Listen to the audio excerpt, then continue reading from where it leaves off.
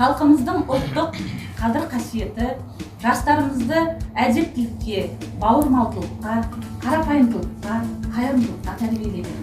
Ұлттық құндылықтарымызды сақтай отырып, еліміздің өркендеуіне өз үлестеріңізді қосып жүріңіздер айналайындарым.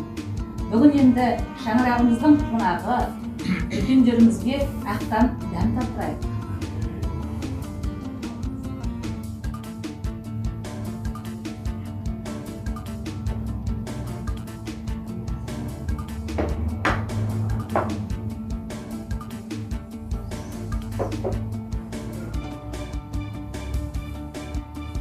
Алында еліміздің шаңырағымыздың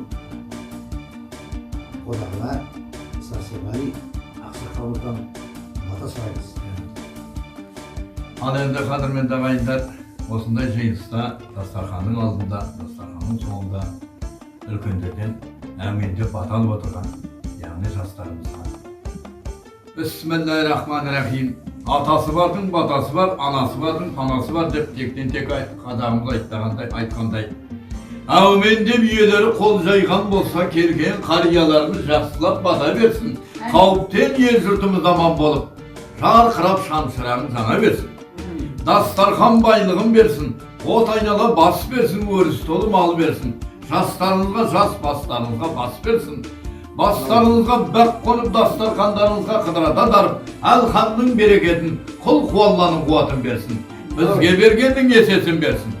Есеннің де тәңірін бірнешесін берсін.